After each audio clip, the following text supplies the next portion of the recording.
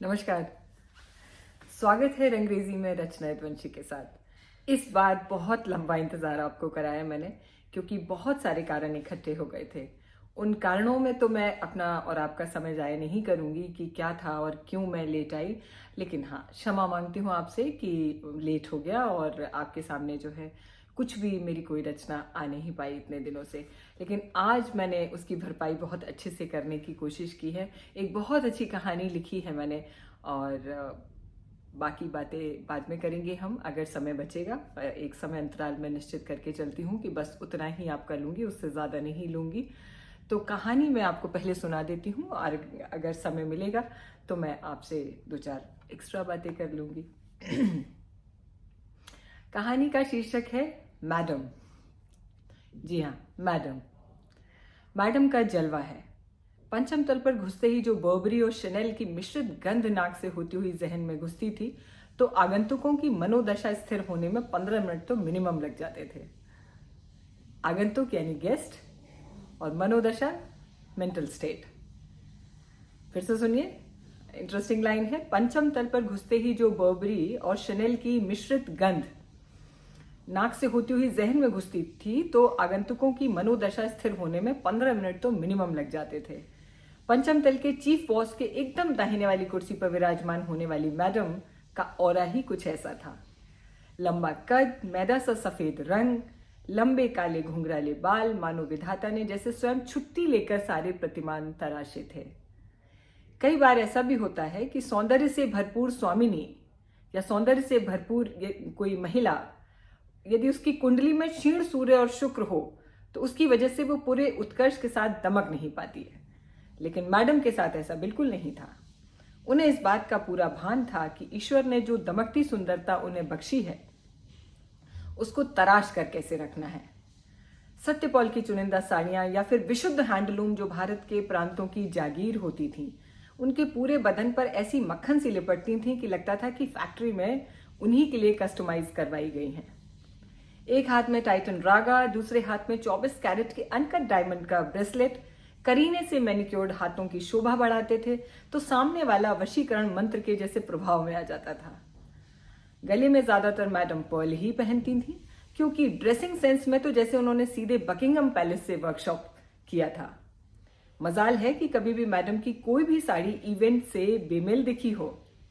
उन्नत माथे पर बड़ी बिंदी इस बात की तस्दीक करती थी कि कोई भी बुरी नजर उसी शीर्ष बिंदु पर जाकर भस्म हो जाए। वैसे सौंदर्य और मेधा यानी ब्यूटी विद ब्रेन का ऐसा कॉम्बिनेशन बहुत दुर्लभ होता है, लेकिन मैडम का भाग्य स्वर्ण कलम से लिखा गया था। रखने वाले हर बात की खबर रखते हैं, और मैडम जी की तो कई खबरें भी थीं। वैसे भी ऊंचे पदों पर बैठे लोग जहां सबकी पहुंच बहुत आसान नहीं होती, आम जनमानस के कौतूहल का केंद्र होते ही हैं। मैडम के पति भी सरकार के आला अधिकारी थे, यानी सोने पे सुहागा। खबर तो यह थी कि जब मैडम का विवाह सर से हुआ था, तो मैडम एक सामान्य उच्च शिक्षित खूबसूरत कन्या के रूप में ससुराल आई थी। एक दिन किसी बात पर पति पत्नी में झगड़ा हुआ और अधिकारी पति ने अपने ओहदे का ताना मार दिया। ओहदा माने पद। बस वो चुभता शूल लेकर मैडम अपने मायके वापस आ गईं, और 2 साल सिविल सेवा की तैयारी करने के बाद ही तीसरे साल में जब खुद को आईएएस ऑफिसर्स की लिस्ट में चस्पा कर दिया और पति सम्मान से उन्हें लेने पहुंचे, तभी वो ससुराल में वापस आई, और इस बार आईएएस बहू के रूप में। कुदरत उन्हीं पर मेहरबान होती है जो अपनी काबिलियत पर भरोसा रखते हैं, और मैडम को पूरी जानकारी थी कि वो न केवल विद्वोत्मा सी कुशाग्र हैं, बल्कि हुस्न की मलिका भी हैं। अफसरों की जमात पढ़ने लिखने वालों की होती है, जहां रूप निखारने और हुस्न संवारने की कोशिशें ना के बराबर होती हैं, क्योंकि वो मान के चलते हैं कि किताब का मजमून यानी कंटेंट अच्छा हो तो कवर से कोई फर्क नहीं पड़ता। लेकिन मैडम इस मामले में अलहदा सोचती थी। अलहदा माने डिफरेंट। ब्यूटी विद ब्रेन का ताज उन्होंने एकेडमी में ट्रेनिंग के दौरान ही पहन लिया था, और उस ताज को उन्होंने बड़ी ही संजीदगी से अपने सिर पर पूरे कार्यकाल में संभाले रखा। दुनिया के इस मनोविज्ञान को उन्होंने बहुत जल्दी समझ लिया था कि रूप और व्यक्तित्व का सिक्का पहले डालकर फिर मेधा यानी इंटेलेक्ट का कार्ड खेला जाए, तो अच्छे अच्छे खाओं को ठिकाने लगाया जा सकता है। सरकार के बेहद करीब गलियारों में मैडम का आना जाना था और हमेशा ही अच्छी पोस्टिंग पाना उनके बाएं हाथ का खेल था। जब कभी लगता था कि किसी शीर्ष विभाग के मंत्री उन्हें ज्यादा तवज्जो नहीं दे रहे हैं, तो मैडम सीधे मंत्री जी की पत्नी से संपर्क साधती थी और एक हफ्ते के अंदर चीजें ऐसी पलटती थी कि हर मीटिंग में मैडम मंत्री जी के ठीक बगल वाली कुर्सी पर बैठी नजर आती थी। शामों को मैडम अपने परिवार और प्रिय मित्रों के साथ पार्टी एंड वाइन के साथ गुजारना पसंद करती थी। It's so tiring to tolerate bloody leech type of minister entire day, darling. I deserve a good champagne or a French wine. पति को अपनी पत्नी की निष्ठा और काबिलियत पर पूरा भरोसा था। पति को अपनी पत्नी की निष्ठा और काबिलियत पर पूरा भरोसा था। इसलिए जब मैडम की अफवाहें किसी मंत्री या समकक्ष ऑफिसर के साथ उड़ी तो साहब ने उन्हें हमेशा इग्नोर किया। साहब मीन्स उनके पति। उन्हें पता था कि मैडम किसी बड़े प्लान की तरफ बढ़ रही होंगी। अफवाहों के अंत में मैडम और ज्यादा सशक्त होकर किसी पावरफुल विभाग की प्रमुख बनती थीं। ये पैटर्न लोगों को काफी बाद में समझ में आया। किसी भी सफल व्यक्ति से जलने वालों की संख्या बेवजह ही बहुत ज्यादा होती है और ऐसा मैडम के साथ भी था। उनके साथ के ऑफिसर इस बात को हजम ही नहीं कर पाते थे कि जिस पोस्टिंग को वो ड्रीम पोस्टिंग मानकर दिन रात एक करते थे, वो लिस्ट आने पर मैडम को बटर स्मूथ तरीके से मिल जाती थी। ऐसा नहीं है कि मैडम कभी खराब पोस्टिंग पर ना गई हो, लेकिन ऐसा हुआ बहुत कम और जब भी हुआ बहुत कम समय के लिए। रिटायरमेंट के वक्त, एक पावरफुल एंड ब्यूटीफुल ऑफिसर की शानदार विदाई के वक्त, जब वहां मौजूद उनके कुछ पत्रकार मित्रों ने सवाल किया कि करियर और पर्सनल लाइफ को आपने इतनी फैंटास्टिक तरीके से कैसे संभाला, तो मैडम का जवाब था, God has gifted me everything along with the knack of utilizing everything to the max. Who says you can't have it all? I had it all. Only you must know what exactly do you have and what exactly do you want. जिसका मतलब यह था कि ईश्वर ने मुझे बहुत उपहार दिए और साथ में यह विशिष्ट उपहार भी दिया कि मैं अपनी सभी क्षमताओं का पूरी तरह उपयोग करने में सक्षम रही। कौन कहता है कि आपको सब कुछ नहीं मिलता? मुझे तो मिला। बस आपको यह पता होना चाहिए कि आप में क्या है और आपको क्या चाहिए। कैसी लगी कहानी टिप्पणियों में जरूर बताइएगा। संकेत के तौर पे या सूत्र के या क्लू के तौर पे आपको बता दूं कि कोई भी कहानी शून्य से नहीं उपजती। इसके पीछे हमेशा कोई ना कोई इंस्पिरेशन, प्रेरणा जरूर होती है। मैंने ये प्रेरणा कहाँ से ली, ये आप गैस करिएगा।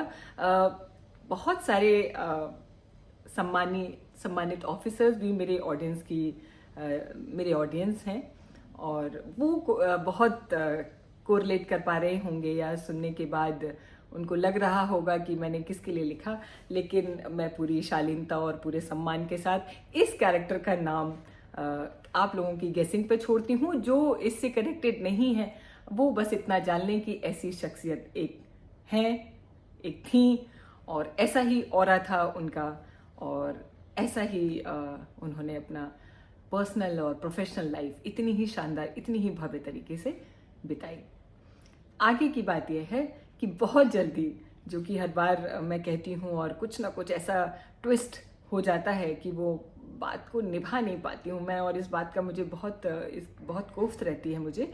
लेकिन अब मेरी पूरी कोशिश रहेगी। देखिए, कुछ बहुत बड़ी जिम्मेदारियां मेरे पास थी जिनको निभाने में थोड़ा सा ये हो रहा था कि जो मैं कहती थी वो कर नहीं पाती थी, लेकिन अब ऐसा नहीं होगा, ऐसा मैं मान के चल रही हूँ, क्योंकि बहुत सारी चीज़ें क्लियर हो गई हैं, सॉर्ट आउट हो गई हैं। कैसा रहा आपका फरवरी से मार्च के बीच में? शायद मैंने मार्च में आपको कहानी सुनाई थी लास्ट। काफ़ी अंतराल हो गया और मुझे बहुत बेचैनी थी। दो ही चीज़ों की बेचैनी होती है मुझे, या तो मैं लिख ना पाऊँ या आपको सुना ना पाऊँ। लिख भी दिया मैंने, आपको सुना भी दिया, और पूरी कोशिश रहेगी कि बहुत जल्दी मैं आपसे मिलती रहूँ। अच्छा, मैंने कुछ लोगों ने मुझे डायरेक्ट मैसेज करके कहा कि अगर वो अपने कोई स्टोरी लाइन देते हैं या कुछ पात्र देते हैं या कुछ ऐसी चीज़ें देते हैं जो उन्हें बहुत अच्छी लगी, कुछ बहुत एक्सक्लूसिव था जीवन में उनके घटित हुआ, और वो मुझे देंगे तो क्या मैं कहानी लिख दूंगी? बिल्कुल। एक लेखक को क्या चाहिए? सिर्फ एक आधार जिस पर वो अपने लेखन की संरचना खड़ी कर सके। और पल्लवी, मैं आपसे यहाँ पे कह रही हूँ कि आपका दिया हुआ आधार मेरे पास सुरक्षित है। बहुत जल्दी मैं उस पर आपको लिख करके सुनाने वाली हूँ। तो चलती हूँ मैं, बहुत जल्दी मिलूंगी मैं आपसे अगली अपनी रंगरेजी की कड़ी में। अगर मैं खुद अपनी कहानी कोई मौलिक नहीं लिख पाई तो मैं आपको किसी बहुत अच्छे लेखक या रचनाकार की बहुत अच्छी कृति में आपको सुनाऊंगी, लेकिन अब इतना गैप तो नहीं होगा, ये बिल्कुल सुनिश्चित है। तो बने रहिए रचना यदुवंशी की रंगरेजी में। और जाते जाते वही यूट्यूबर्स का प्रोफेशनल सिग्नेचर स्टेटमेंट कि सब्सक्राइब करिए, केवल सुनिए मत, सब्सक्राइब करिए अगर नहीं किया है, शेयर भी करिए। बहुत सारे लोग ऐसे होंगे जिन्हें कुछ मौलिक सुनना है, कम समय में सुनना है और हिंदी में सुनना है, तो ज़रूर शेयर कर दीजिए। चलती हूँ, मिलती हूँ बहुत जल्दी। बने रहिए रचना यदुवंशी के साथ रंगरेजी में। शुक्रिया, नमस्कार।